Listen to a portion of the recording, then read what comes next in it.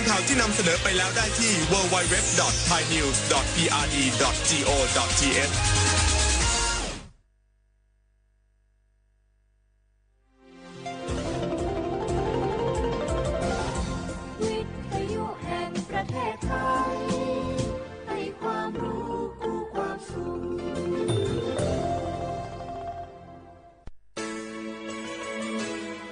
สถานีวิทยุกระจายเสียงแห่งประเทศไทยจังหวัดเชียงใหม่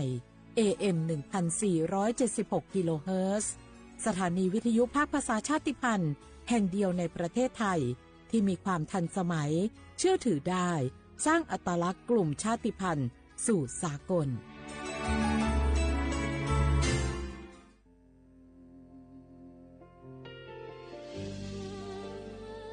พระเสด็จสู่แดนสวง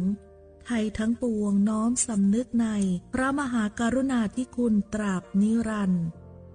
ข้าพระพุทธเจ้าข้าราชการและเจ้าหน้าที่สถานีวิทยุกระจายเสียงแห่งประเทศไทยจังหวัดเชียงใหม่กรมประชาสัมพันธ์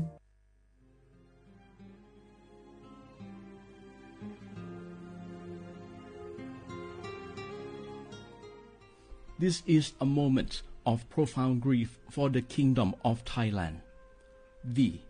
the collective voices of Radio Thailand Chiang Mai, join the Thai nation in mourning the passing of our beloved Queen Martha,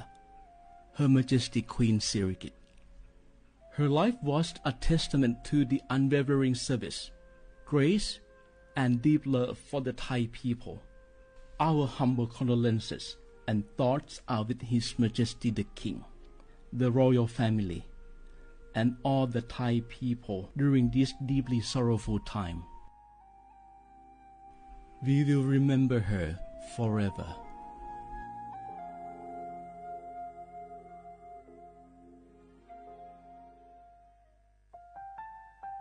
วานูลิซูชิแท้มีคนแนวจามาอามุสานีมาอาคือทิลิซาโงวานูวัตซึมาอาคือเฟมาโกวัตวามาทิลิชิควาลิปดูแท้มีคนแนวจามาวานูลิซูชิซาควาซาโวอามาคือตาโคเลลทิลินีมาจาจานีมาทิลิซาจาโง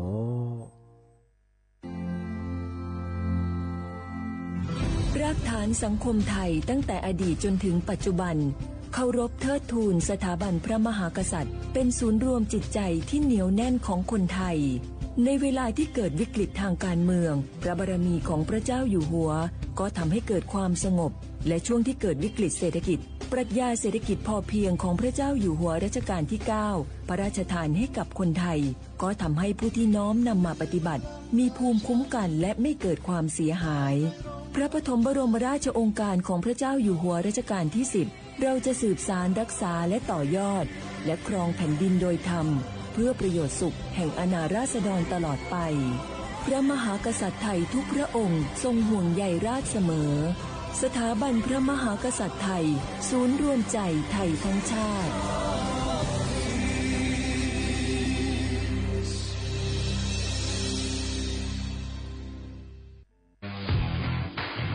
รัฐบาลไทยประกาศสงครามสแกมเมอร์รัฐบาลจึงได้ประกาศสงครามกับสแกมเมอร์ในฐานะที่สแกมเมอร์เป็นวาระแห่งชาติและในวันนี้ผมก็ได้ใช้โอกาสนี้มารายงานความคืบหน้าและเน้นย้ำถึงสิ่งที่เราต้องร่วมกันทำต่อไปรัฐบาลได้จัดตั้งคณะกรรมการอำนวยการป้องกันและปราบปรามอาชญากรรมทางเทคโนโลยีขึ้นมาโดยมีผมเป็นประธานด้วยตนเองเพื่อให้ทุกหน่วยงานทำงานไปในทิศทางเดียวกันเราได้มีการลงนามบันทึกความเข้าใจระหว่าง15หน่วยงานหลักทั้งภาครัฐและภาคเอกชนตลอดจนสถาบันการเงินเพื่ออุดช่องโหว่ทางการเงินและตัดเส้นทางเงินของกระบวนการอาชญากรรมเหล่านี้ให้สิ้นซากรวมพลังคนไทยต้านภัยสแกมเมอร์นายอนุทินชาญวีรกูลนายกรัฐมนตรี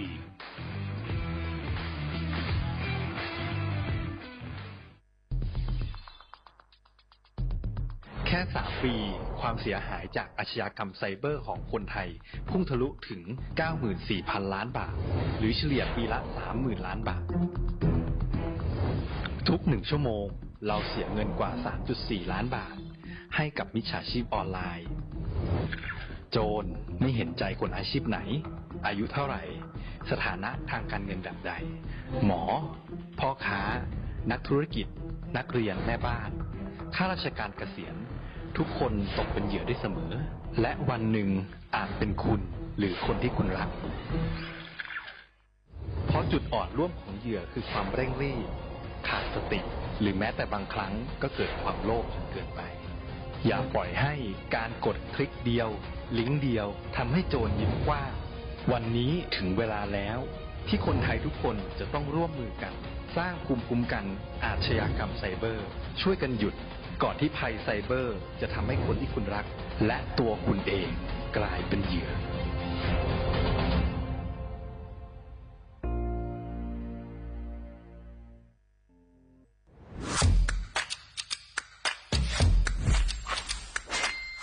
ก ลับมาแล้ววันนี้กับโครงการคนละครึ่ง plus รัฐออกครึ่งประชาชนออกครึ่งช่วยเศรษฐกิจไทยหมุนเวียนเติบโตถ้าเราช่วยกัน plus ต่อยอดให้เศรษฐกิจไทยเติบโตอย่างยั่งยืนด้วย5 plus plus ที่ 1 เพิ่มช่วงอายุผู้เข้าร่วมโครงการจาก18ปีเป็น16ปี plus ที่ 2 เพิ่มวงเงินใช้จ่ายจาก150บาทเป็น200บาทเพิ่มพลังซื้อของประชาชนเพื่อกระตุ้นการหมุนเวียนในระบบเศรษฐกิจฐานรากลดภาระค่าครองชีพ plus ที่ 3 เพิ่มสิทธิพิเศษด้วยการดูแลผู้ที่อยู่ในระบบภาษีให้ได้รับสิทธิพิเศษมากขึ้นเพื่อสร้างแรงจูงใจให้ทุกคนร่วมอยู่ในระบบอย่างโปร่งใส plus ที่ 4 เพิ่มโอกาสให้นิติบุคคลขนาดเล็กเข้าร่วมได้ให้ธุรกิจเติบโตเป็นกำลังสำคัญของเศรษฐกิจไทย plus ที่ 5 เพิ่มทักษะใหม่เพื่อพัฒนาให้ร้านค้านำความรู้ใหม่ๆมาช่วยเพิ่มยอดขายลดต้นทุนเรียนรู้เติบโตและปรับตัวไปกับเทคโนโลยีใหม่เพื่อสร้างเศรษฐกิจที่แข็งแกร่งจากคนละครึ่งสู่คนละครึ่ง plus ไม่ว่าจะสั่งข้าวคนละจานชาเขียวคนละแก้วขนมเค้กคนละชิ้นหรือหลายๆชิ้นก็ใช้ส่วนลดได้ทันทีสูงสุดวันละ200บาทแถมใช้กับฟู้ดเดลิเวอรี่ก็ยังได้สำหรับประชาชนไทยอายุ16ปีเป็นต้นไปสมัครรับสิทธิ์ผ่านแอปพลิเคชันเป๋าตังวันที่ 20-26 ตุลาคม 2568สำหรับร้านค้าที่สนใจร่วมโครงการสมัครได้ผ่านแอปถุงเงินวันที่ 15 ตุลาคมถึง 19 ธันวาคม 2568แล้วเตรียมพร้อมรับลูกค้าจากทั่วประเทศเพราะนี่คือโครงการที่คนไทยทุกคนช่วยกัน plus เพื่อให้เศรษฐกิจไทยโตไปพร้อมกันโครงการคนละครึ่ง plus ดำเนินการภายใต้เป้าหมายที่ชัดเจนของรัฐบาลในความต้องการกระตุ้นเศรษฐกิจลดภาระค่าครองชีพให้ประชาชนและยกระดับศักยภาพผู้ประกอบการไทยให้พร้อมในยุคดิจิทัลโดยยังคงยึดหลักความโปร่งใสตรวจสอบได้และป้องกันการใช้สิทธิที่ผิดวัตถุประสงค์คนละครึ่ง plus เพิ่มพลังเศรษฐกิจไทยพร้อมโตไปด้วยกัน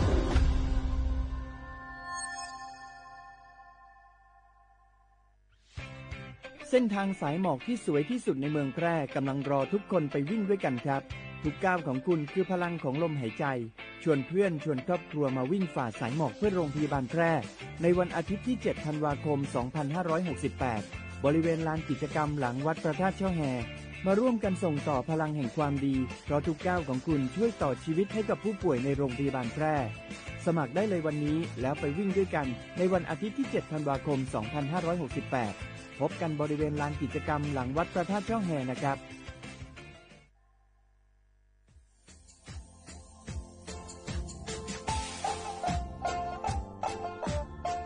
น่าถึงมาปีใหม่ซึ่งจีนชมังโงมันยาคณะรัฐมนตรีไงมีมติยากกว่าอยู่หัวมองเมื่อเหื่อยกุลาซื้อหาหนีซื้อกูยังไงยิ่งคงอยู่ตรงนี้สดซื้อฉีกว่าย่าไปรับมองมาเฮอแก้ไขปัญหาไงสถานะอาทิตย์เฮอสัญชาติไง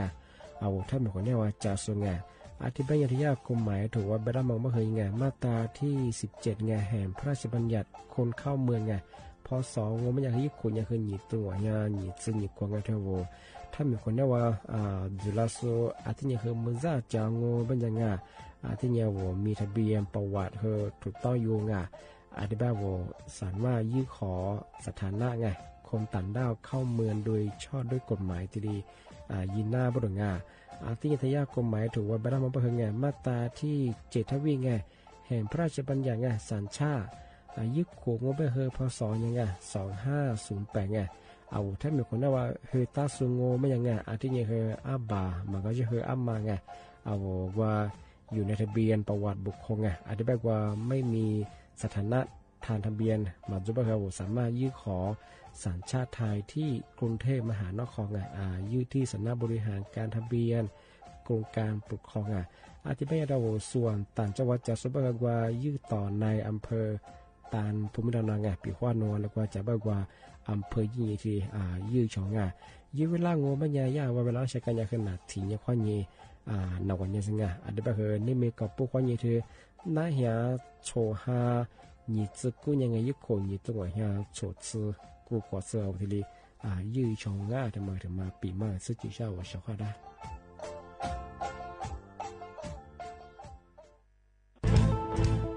เชียร์ว่าบุกอามาสนใจลงโฆษณาทาสถานีวิทยุกระจายเสียงแห่งประเทศไทยจังหวัดเชียงใหม่เอาสถานีวิทยุของมันยังยี่เสียคือคือเสืออาทิเยยี่สัญญาณก็คือหูยาคือยิบเป้งเธอหูพื้นที่จังหวัดเชียงใหม่ยังอาทิปัญญามาสนใจลงโฆษณาช่องของปัญญาติดต่อที่สวทเชียงใหม่ยิบเบอร์โทรปัญญาคือ053-276-0685อาทิเย0922468579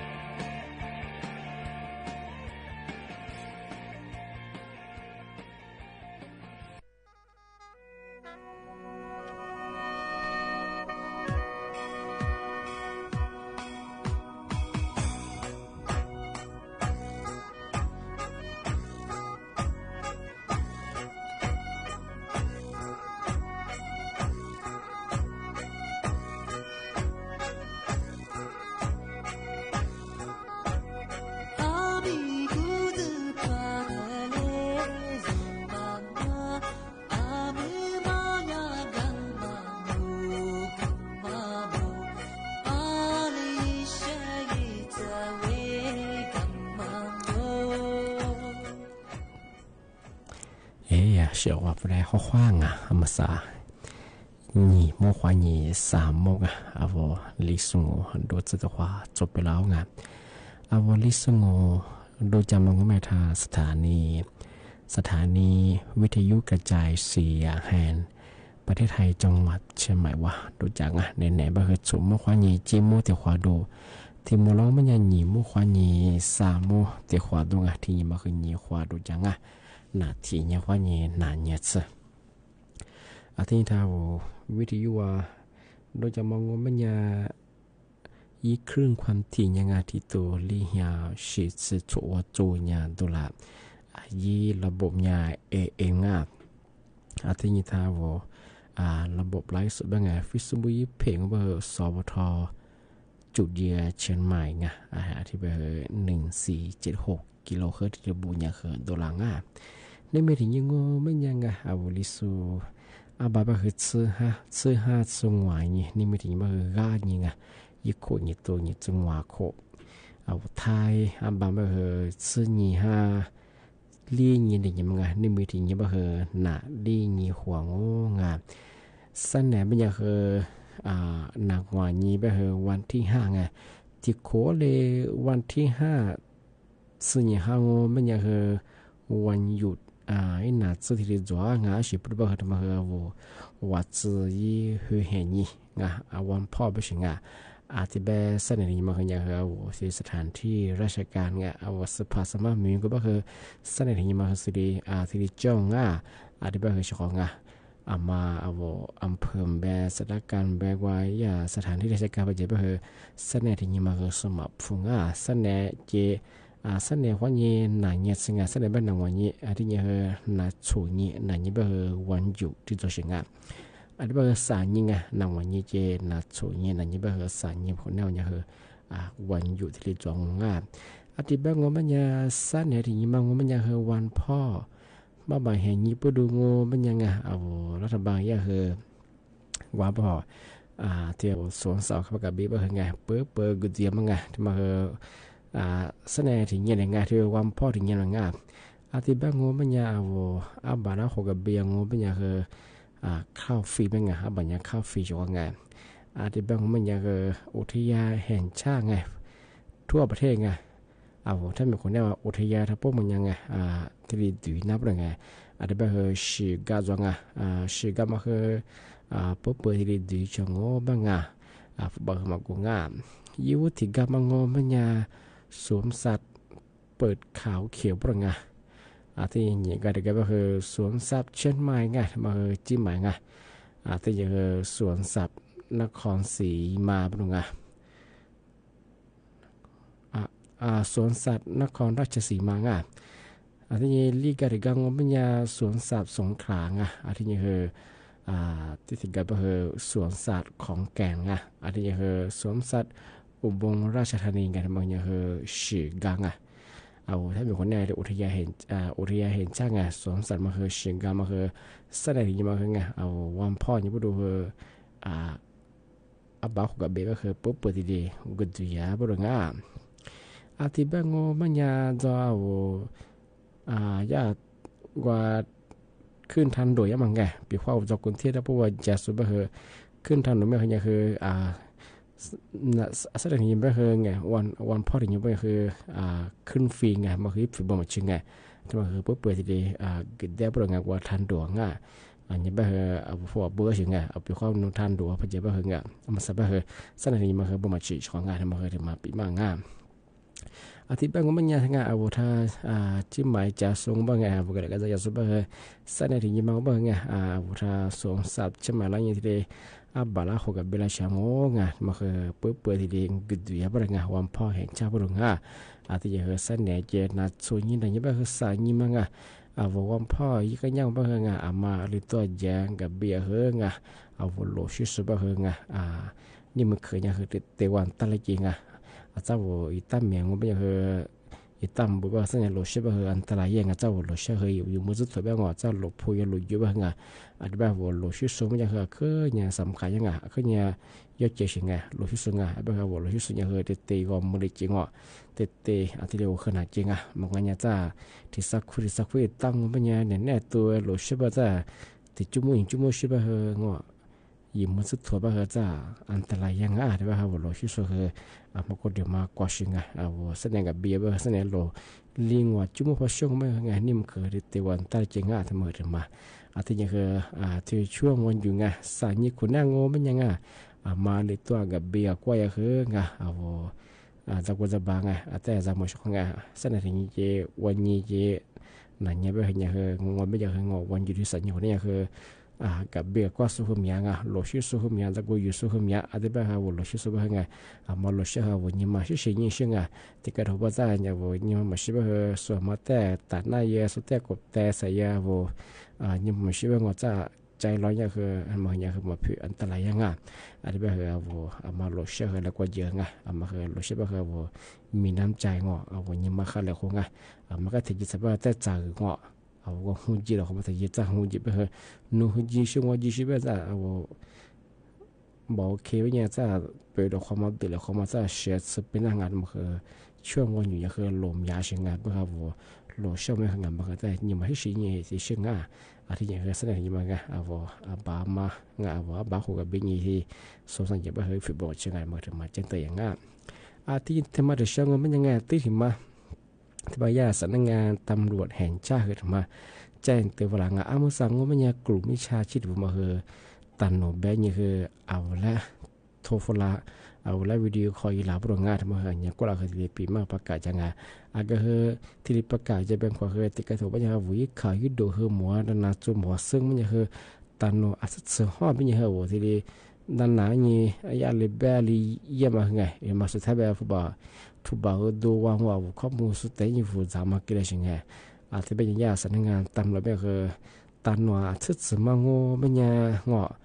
ขอนแท้งเป็นยาอีปอบพมังเป็นยาไงซึ่งสัญญาสุดนี้วิดีโอคอลก็พิมพ์ยามัวเข้ามาที่มาช่วยที่มาเยี่ยจ้าบุรุษตันว่าซึ่งสัญญาสุดที่มาเยี่ยชิงมาที่ไปเยี่ยงโง่เป็นยาตันว่าชิมเสกว่าเนี่ยว่าตันให้ช่วยยิ่งพอเขาช่วยก็งอที่นี่คือเวลาวิดีโอคอลนี่พอเขาช่วยมาที่เป็นยังไงมาคือยังคือถ้าจุดจางถ้ายามาสำนักงานตำรวจแห่งชาติเป็นยังไงยานโยบายที่ชิมาโจยาหลักสุดที่ยิ่งจะมาโจบ้างไปว่ามาพยุทธ์ไว้คืออันนี้ยังคือมันยังคือกลุ่มมิชาชิงหลักโจมาฆ่าสุดมาที่เรียกเกิดจากชิงอธิบายคือที่แจ้งเตือนฝรั่งอธิบายว่าสุดแพ้ว่าเฉพาะที่เรียกปีมาก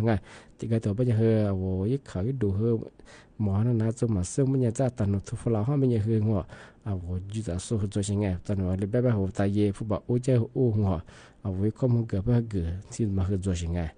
มาคือตายเย่มันยากคือตันว่าเจ้าฝรั่งตันว่าสุดแบบสุดที่นี่มาขอจากงานที่เรียนมาเยี่ยมโรงงานมาถึงมาปีมาที่นี่แจ้งเตือนอย่างที่นี่ทำไมถึงเชื่อว่าไม่ยังไงสำนักงานกรมอุตุนิยมวิทยาประกาศมาว่าไงนิมเมกับพวกนี้อย่างว่าคือว่าสมพันธ์หรือเป็นยังไงก็เนี่ยจะหลับบ่หรอกอาจจะแบบว่าอากาศจะมาแพ้สุดยังไงมาคือดูแลสุขภาพยังไงมาก็เดี๋ยวมาก็เชื่อว่าบิชิว่ายังคือเขากว่างไหนๆที่มันขึ้นเนี่ยจ้างอาจารย์ว่าที่กระโดดเนี่ยจะเสด็จไปงอดุนน้ำมาแหละหรือไปนาเปล่าแบบเขามาเปียวชิโจงชุดใจเชื่อหมัวจางที่มาคือที่มาที่ได้ปีบ้าเชื่อแบบเขามาก็เดี๋ยวมาดูแลสุขภาพอยู่ของที่แบงก์มันยังไงมาซะนะลิสุมกว้างแต่ว่าเกินนางเฉพาะวิทยุจะสู้ที่ทลายสวดตีสุดคือขวางทำไมคือที่จัดดูจริง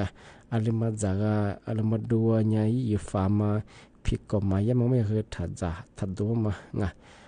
ก็เดี๋ยวเนี่ยบิบิอะไรสิ่งจ้าวจ้าวดูแบบเขาก็เดี๋ยวชุดเลยมาก็เดี๋ยวมาบิกิอะไรสิ่งแต่มาเขาก็จริงแบบเขาวันนั้นเนี่ยจะขวาง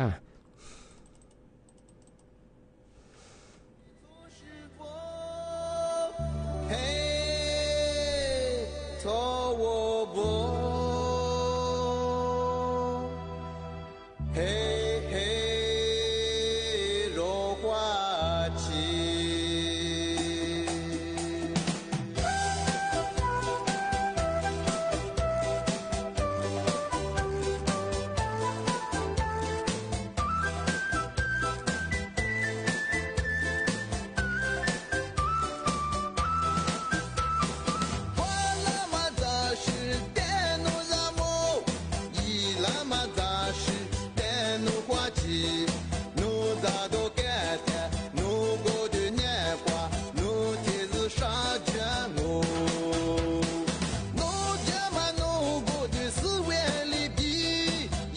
了嘛咋是奴咋个谈？奴过的南瓜，奴下的菊花，眼里去里瓜我。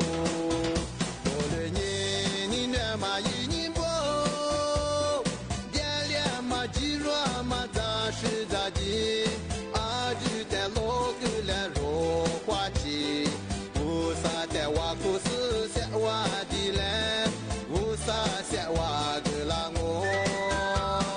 一来嘛咋是咋的呢？是了过嘛咋是提示我，犯了嘛都是都干的，错了别个事都提示我。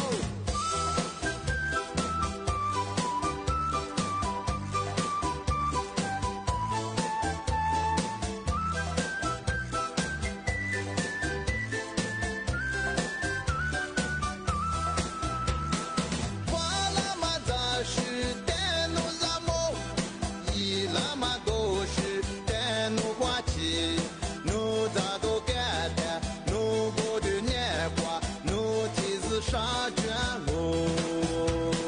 路边嘛路过的四万里地，一来嘛咋是路咋个谈？路过的南瓜，路下的菊花，眼里去泪光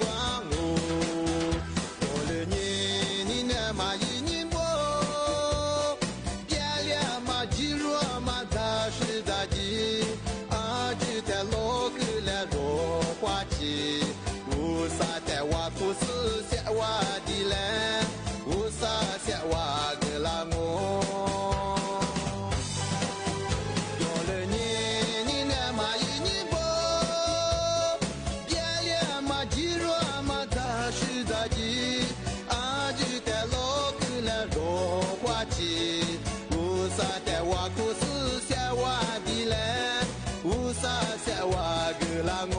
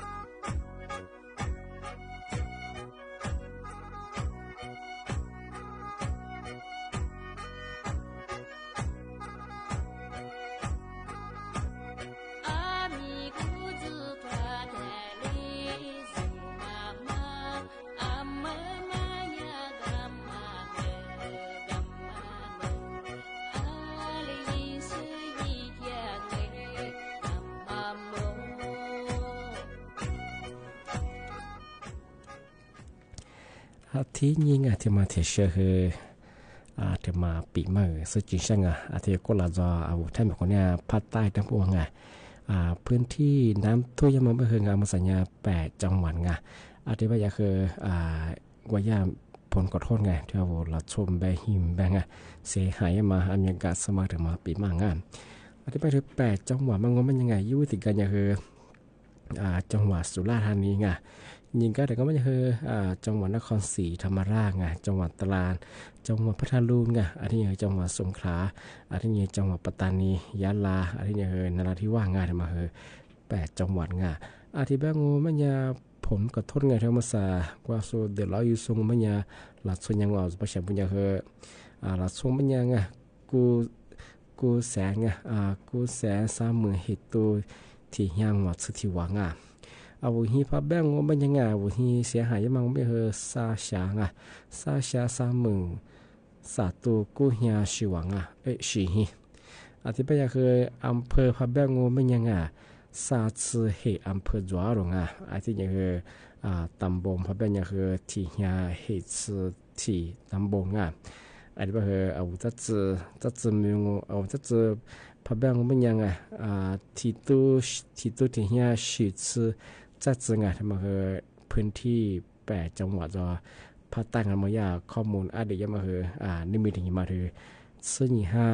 ลีนี่ถึงมายังคุยตรงว่าสวดเหตุกงที่นี่ที่ถึงมาโง่มันยังมาใส่ยาที่โครงการไฟฟ้าส่วนภูมิภาคที่การไฟฟ้าส่วนภูมิภาคถึงมาแจ้งเตือนฝรั่งถึงมาคือทายายิบเผว่าใจได้ไปงอถึงมาแต่ละยินถึงมาแจ้งเตือนมาใส่ยาการไฟฟ้าส่วนภูมิภาคบ้านบางงมันยังมาใส่กลุ่มวิชาชีพมาคือพนักงาน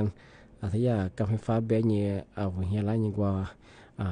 ตัวกับเชียมากับกุยมาเมื่อ8เหนือเป็นยังทีดียีหลายนี่ผู้บ่าวข้อมาคือจอรงที่ไปเชื่อของปีข้อมาไปคิดจงมันยังคือมาคือยาจามงเอาปีข้อมาแน่ใจว่าคือเอาปีข้อนูเขตอะไรมาจะไปคือวันที่ติดต่อสอบถามที่ดีช่องมาใส่ยาคือแจ้งเตือนฝรั่งอาชีพรู้คือที่ดับสมบูรณ์คือเงี้ยคนนี้เจ้าหน้าที่การไฟฟ้าเป็นยังนั่นแหละยี่โม8เรือนกุลาโนบัดถึงมาคนนี้ตัวมาขึ้นจ่ายเป็นยังไงมันก็ใช่โม8มาอีเบกเลยยังตัวจ่ายเป็น28เรือนพวกมาชิบะหรือไงแบบนั้นก็ยี่ไล่ว่าจะตัวสุดท้ายยี่บะหรือไงจะมาตัวสิ่งปีก่อนสุดท้ายยี่แบบนั้นเอกสารลิ้นสุฟ้ามาหันยินดียิงใหญ่ยิงไทยแบบนั้นที่ช่วยยังมาคือจำมองมายาที่การไฟฟ้าเป็นอย่างไรยังนายบริษัทมันจะเป็นไงที่เราชอบไปยินถ้าเห็นร้านนี้ตัวสอยมาที่นี่ว่ายี่เราจะไปยินได้ว่ายี่แอดมาว่ายี่เว็บไซต์หรือยี่จะใช้ยินยันยี่เป็นยังไงมันนู้เจ้าของบ้านนู้ฮีมันนู้งานเป็นยังไงทำไมเหรอว่าว่ายินยันยี่จะมาตัวสิ่งไงแบบเหรอปีข้อยาสีสุฟละเหรอมาถ่ายยินดูยี่ถ่ายยี่เป็นยังไงทำไมแจ้งตัวอย่างที่บ้านงมมันยังนี่ไม่ถึงมันคือน้าปีมามาคือ